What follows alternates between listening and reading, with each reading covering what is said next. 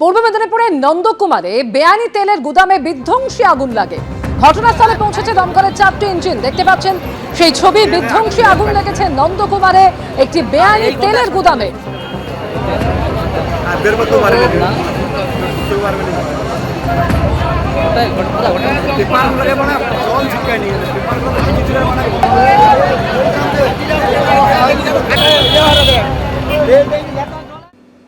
SIR পর্বে একাধিক জেলায় বিশৃঙ্খলার ছবি ধরা পড়েছে।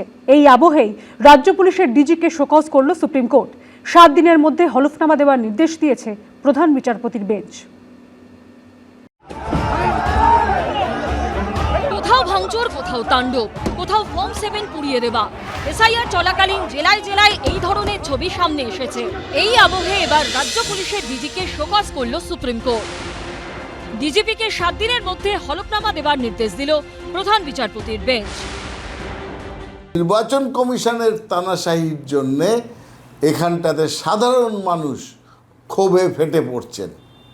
এটা উচিত নয়, হয়তো অনেক জায়গাতেই গণ্ডগোল এড়ানো সাধারণ মানুষের উচিত, কিন্তু সাধারণ মানুষ কি সবসময় অত নীতিজ্ঞান মেনে চলতে পারে? সোমবার সুপ্রিম কোর্টে প্রধান বিচারপতি সূর্যকান্ত, বিচারপতি জয়মাল্য বাগচি ও বিচারপতি এনভি আঞ্জারিয়ার বেঞ্চে এসআইআর মামলার শুনানি ছিল। সেখানে কেন্দ্রীয় সরকারের তরফে সলিসিটর জেনারেল তুষার মেহতা বলেন, নির্বাচন কমিশন হলফনামা দিয়ে বলেছে তারা নিরাপদ বোধ করছে না, নির্বাচনী আধিকারিকরা আক্রান্ত হচ্ছেন। নির্বাচন কমিশনের আইনজীবীও বলেন, আমরা নির্দিষ্ট আধিকারিকদের বিরুদ্ধে ব্যবস্থা নিতে বললেও নেওয়া হচ্ছে না, এফআইআর দায়ের করা হচ্ছে না। এরপরে গত 19শে জানুয়ারির আইন শৃঙ্খলা নিয়ে সুপ্রিম কোর্টের মন্তব্য মনে করিয়ে দেয় প্রধান বিচারপতির বেঞ্চ। প্রধান বিচারপতি সূর্যকান্ত বলেন, 19শে জানুয়ারি নির্দেশ দিয়েছিলাম আইন শৃঙ্খলা পরিস্থিতি রাজ্য পুলিশের ডিজিকে নিয়ন্ত্রণ করতে হবে। গত 19শে জানুয়ারি রাজ্য সরকারকে আইন শৃঙ্খলা নিশ্চিত করতে কড়া নির্দেশ দিয়েছিল সুপ্রিম কোর্ট। আদালত বলেছিল ডিজিপিকে নিশ্চিত করতে হবে যে কোথাও যেন আইন শৃঙ্খলা পরিস্থিতির অবনতি না হয়, কিন্তু তারপরও একাধিক জায়গায় অশান্তির ঘটনা ঘটেছে। এদিন এক মামলাকারীর আইনজীবী পশ্চিমবঙ্গ সরকারের বিরুদ্ধে সরব হন। বলেন, ফর্ম 7-এর মাধ্যমে আপত্তি জানানো হয়েছিল, কিন্তু ব্যবস্থা নেবার পরিবর্তে সেগুলো পুড়িয়ে ফেলা হয়েছে। এরপরে ডিজিপিকে শোকজ করে 1 সপ্তাহের মধ্যে হলফনামা দেবার নির্দেশ দিয়েছে আদালত। যেভাবে হাঙ্গামা হয়েছে, আগুন লাগানো হয়েছে, ভাঙচুর হয়েছে, পরিকল্পিতভাবে নামের বানান ভুল করে বিভ্রান্তি তৈরি করার চেষ্টা হয়েছে, সেটা সরকারকে দিয়ে হয়েছে, সরকারি প্রশাসনকে দিয়ে হয়েছে, পুলিশের সহযোগিতায় হয়েছে। নির্বাচন কমিশন নির্দেশ দেওয়া সত্ত্বেও এখনো অবধি ফারাক্কা তৃণমূল বিধায়কের বিরুদ্ধে এফআইআর করেনি প্রশাসন। এছাড়াও দক্ষিণ 24 পরগনার বারুইপুর ও ময়না 2 জন করে ইআরও ও এইআরও এবং একজন ডেটা এন্ট্রি অপারেটর সহ 5 জনের বিরুদ্ধে এফআইআর করেনি প্রশাসন। বিজেন্দ্র সিংহ, সৌভিক মজুমদার ও আশাবুল হোসেনের রিপোর্ট, এবিপি আনন্দ। মাইক্রো অবজারভার নন, চূড়ান্ত সিদ্ধান্ত নেবেন ইআরওরা। সোমবার এসআইআর মামলায় নির্দেশ দিল সুপ্রিম কোর্টের প্রধান বিচারপতির বেঞ্চ। রাজ্য সরকারের 8505 জন আধিকারিককে আজ বিকেল 5টার মধ্যে কাজে যোগ দেওয়ার নির্দেশ দিল সর্বোচ্চ আদালত। চূড়ান্ত সিদ্ধান্ত নেবেন ইআরওরাই। এসআইআর মামলায় সুপ্রিম কোর্টের নির্দেশে বড়সড় স্বস্তি পেল রাজ্য সরকার। গত বুধবার সুপ্রিম কোর্টে সশরীরে উপস্থিত থেকে মাইক্রো অবজারভার নিয়োগ নিয়ে আপত্তি তুলেছিলেন মমতা বন্দ্যোপাধ্যায়। তার অভিযোগ ছিল, শুধু 8300 মাইক্রো অবজারভার এবং বিজেপি শাসিত রাজ্য থেকে রোল অবজারভার নিয়োগ করেছে, যাতে নির্বাচন কমিশনের অফিসে বসে এআই দিয়ে মাইক্রো অবজারভাররা সব নাম ডিলিট করতে পারে। এই প্রসঙ্গেই এদিন সুপ্রিম কোর্টে দীর্ঘ সওয়াল জবাব হয় প্রধান বিচারপতি সূর্যকান্ত, বিচারপতি জয়মাল্য বাগচি ও বিচারপতি এনভি আঞ্জারিয়ার বেঞ্চে।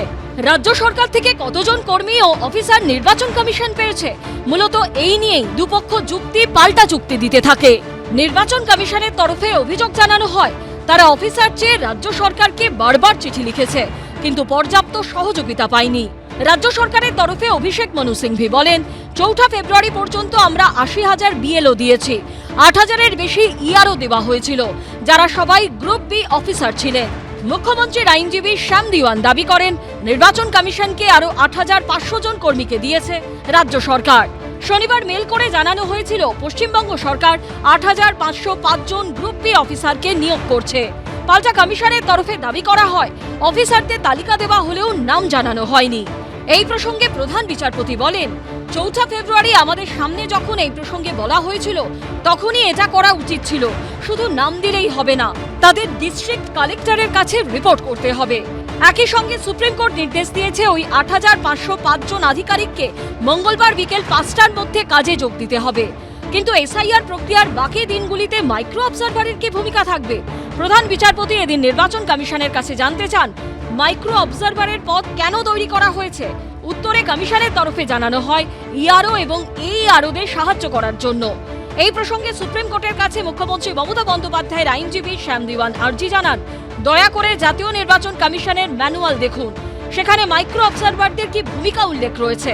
তখন প্রধান বিচারপতি বলেন, এখানে নির্বাচন পরিচালনার কথা বলা আছে, এসআইআর এর কথা বলা নেই, এখানে তারা কোনো সিদ্ধান্ত নিতে পারেন না।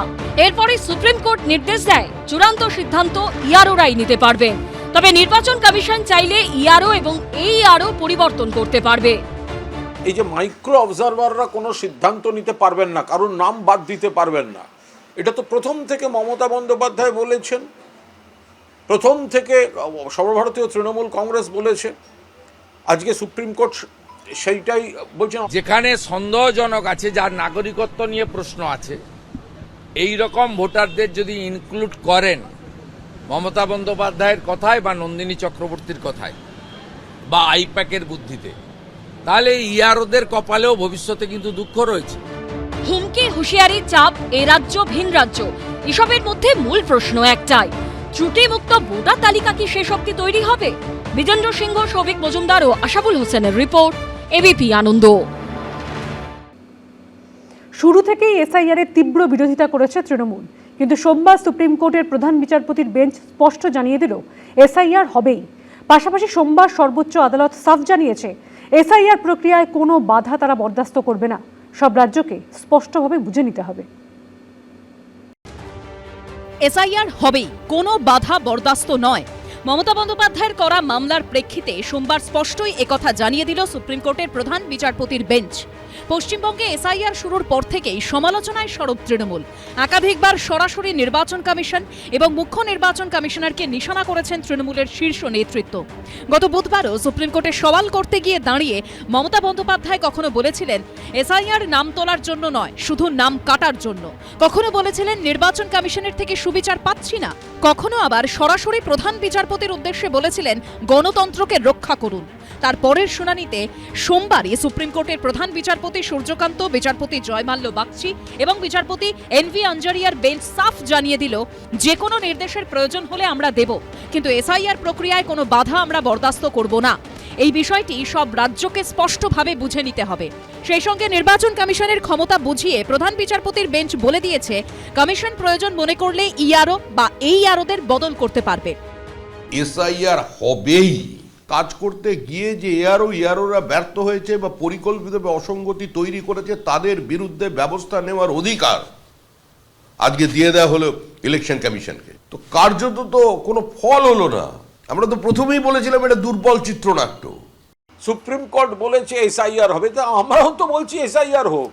মমতা বন্দ্যোপাধ্যায় মানুষের অধিকার রক্ষার স্বার্থে যে যে পয়েন্টগুলিতে সুপ্রিম কোর্টের দৃষ্টি আকর্ষণ করেছিলেন সেই পয়েন্টগুলিকে মান্যতা দিয়েছে এবং সেই অনুযায়ী কিছু কিছু নির্দেশনামা আসছে।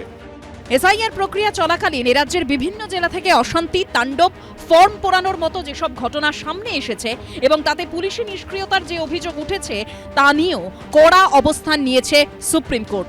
এ নিয়ে সরাসরি রাজ্য পুলিশের ডিজিকে শোকজ করা হয়েছে, তাকে হলফনামা আকারে জবাব দিতে বলা হয়েছে। বিজেন্দ্র সিংহ, দীপক ঘোষ ও আশাবুল হোসেনের রিপোর্ট, এবিপি আনন্দ। এবিপি আনন্দ, এগিয়ে থাকে, এগিয়ে রাখে।